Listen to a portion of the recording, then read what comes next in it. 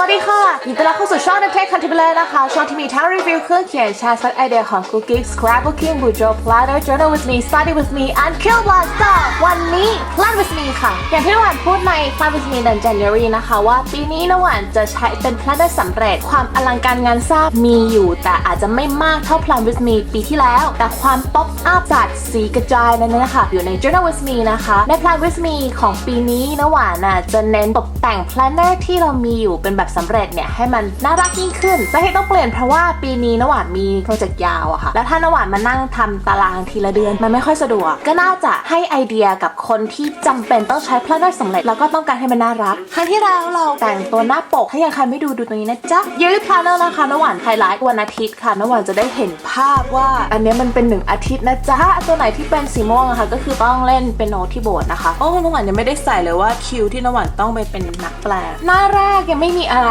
มากกว่าเดิมเท่าไหร่คราวนี้มาดูที่ weekly planner กันดีกว่านี่จริงๆน้ำหวานจดตรงนี้ไปก่อนแล้วมันก็เหลือที่ว่างข้าพเจ้าก็เลยลองฝึกในการทำ scrapbooking นะคะนี่แบบไปปริ้นมาจาก Pinterest อันนี้ตอนแรกคิดว่าเราต้องมีสิ่งต้องทำเยอะก็เลยเอาตัวเช็คลิสต์ตัวนี้นะคะอันนี้มันเป็นของน้องสมายพิมพ์ก้อยก็มีสัปดาห์นี้ยุ่งๆเลยไม่ได้มีเวลาวันที่3นะคะก็จะแบ่งด้านนี้เยอะเพราะว่าจริงๆแล้ว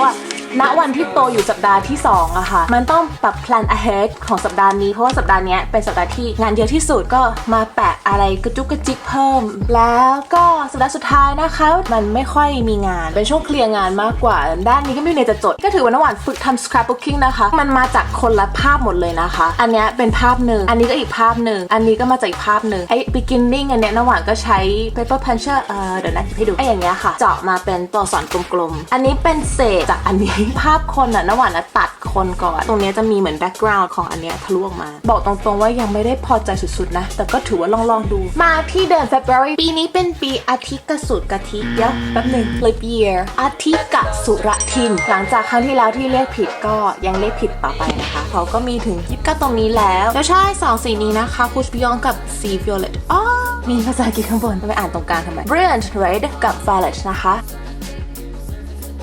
ปาดตรงส่วนที่เป็น weekend นะคะมันได้ดูแบบไม่เหมือนเพื่อนเลยอย่างนี้ระหว่างทำรีวิว planner เล่มนี้แบบจริงจังมากนะคะในเปิดถุงพิงค่อยนะคะถ้าคุณซื้อมันจะส่งจากไทยมันจะไล่ลงมาแล้วมันจะเป็นสีออกน้ำเงินแล้วกันก็จะรู้สึกว่า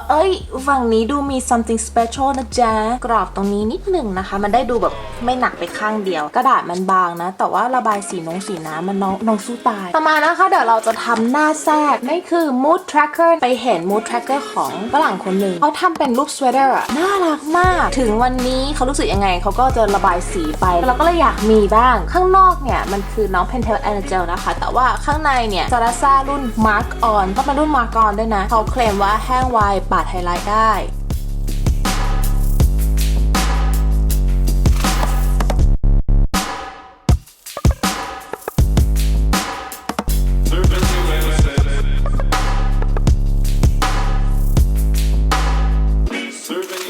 และแต่ละช่องก็จะเป็นวัน Master Art Master Series นะคะมันจะได้เป็นการจัดเซตสีเรียบร้อยแล้วอารมณ์คนเราจะเยอะขนาดไหนเนี่ย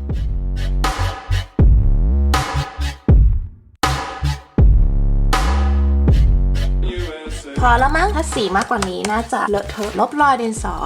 ทิ้งก่อนนะคะหัวข้อใช้3สีนี้นะคะเริ่มต้นจากคำว่า mood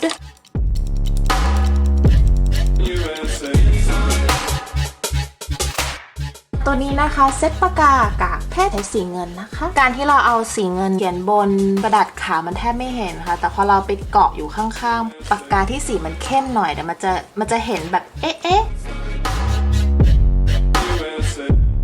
จะตัดครึ่งเดียวค่ะแล้วคราวนี้เวลาน้ำหวานรู้สึกอย่างไรสมมติถ้าน้ำหวานรู้สึกแฮปปี้หน่อยก็จะระบายสีนี้ถ้ารู้สึกบีซี่น้ำหวานก็จะระบายสีนี้เดี๋ยวมาอัปเดตของเดือนหน้านะคะมาที่น้อง monthly planner ของเรานะคะ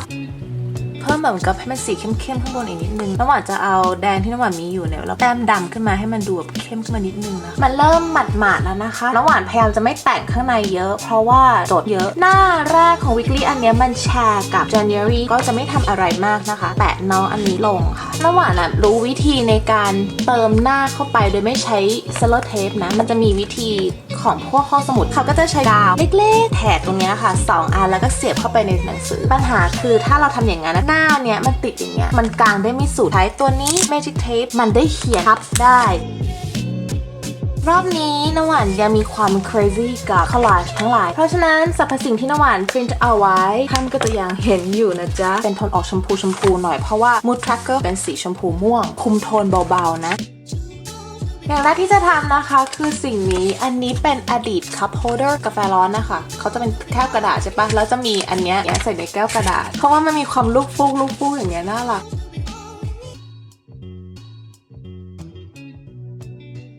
อุ๊ยคมชัดแต่เหมือนจะเบี้ยวนะไม่เป็นไรค่ะเรามองทุกอย่างให้เป็นงานศิลปะคือตอนนี้น้ำหวานต้องการจะใช้สิ่งเนี้ยเอาแม่สาวคนนี้แล้วกัน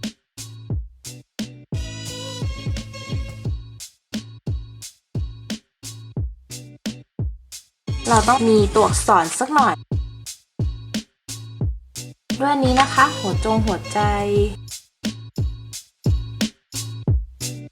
ทิ้งไว้แค่นี้ก่อนนะคะสัปดาห์ที่2นะคะน้ำหวานอยากได้ตัวนี้แล้วเราก็ต้องรีบปั๊มแล้วไอ้ตัวตัดปั๊มมันอยู่ไหนโอ้ยต่อล็อก Later ได้แล้วนี่อยากได้คำว่า delight กับ soulสัปดาห์นี้น้ำหวานน่าจะมีอะไรจดพอสมควรฉันน้ำหวานจะเว้นนี้ไว้ค่อนข้างเยอะนะความคุมโทนยังอยู่นะคะมีแบบ scribble something อยู่นะคะน้ำหวานว่าแค่อย่างเงี้ยมันก็จะดูน่ารักแล้วแหละสัปดาห์ที่3นะคะภาพนี้ก่อนฉีกเอา background ออกก่อนเก็บ background ชิ้นนี้เอาไว้เราจะมีโอกาสได้ใช้นางฝั่งนี้ดีกว่ามีองค์ประกอบเล็กๆน้อยๆค่ะเป็นมนุษย์นะคะอยู่ๆก็มีปีกสีโฮโลแกรมขึ้นมานะคะเห็นไหมดูยากเกินความเข้าใจดีค่ะเฮ้ยโอเคอยู่นะแต่ว่ามีการวางแผนไหมไม่มี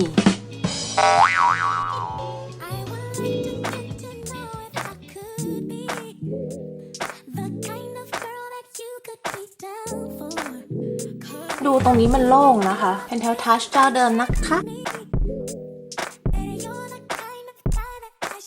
แตะวันที่ต่อค่ะอันที่สุดท้ายของเดือน February นะคะน้ำหวานจะใช้นักว่ายน้ำทั้งหลาย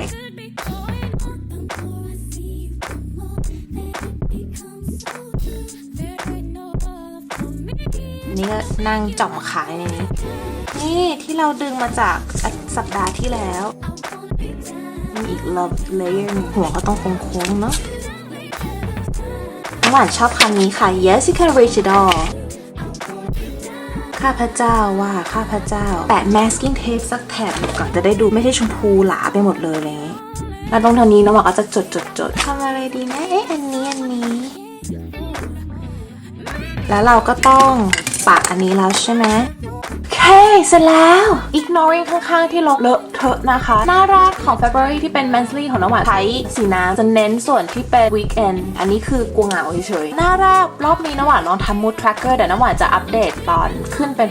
plan with me เดือน March อีกทีนะจ๊ะต่อมาอันแรกยังทำน้อยๆน่าจะต้องมีอะไรให้จดเพราะว่าวันที่5มันมี meeting อยู่นะคะแล้วอันนี้ก็ยังเดาว่าน่าจะมีอะไรให้จดก็เลยพยายามโล่งเอาไว้ที่สุดต่อมาสัปดาห์นี้น้ำหวานดูผ่านๆแล้วไม่ต้องจดเยอะก็เลยจัดเต็มและสุดท้ายค่ะจริงๆสัปดาห์นี้น่าจะจดเยอะแต่เรามองว่ามันจดทับสิ่งเหล่านี้ได้ถ้าชอบใช้คลิปแนวนี้นะคะก็ฝากกดไลค์กดแชร์ subscribe ให้กำลังใจกันหน่อยนะคะคอมเมนต์คุยกันได้ค่ะมี Twitter please follow @studyideas_ Facebook fan page ของน้ำหวาน Andante Cantabile AW และ IG ของน้ำหวาน Andante _ PP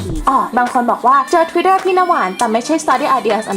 อันนั้นเป็น Twitter ส่วนตัวนะคะบ้าบอคอแตกมากโดนบูลลี่หนักมากไม่ได้ค่อยเกี่ยวกับเรื่องพวกนี้เลยก็เลยไม่ได้มาแชร์กันนะสำหรับวันนี้ไปแล้วค่ะบ๊ายบายค่ะ love you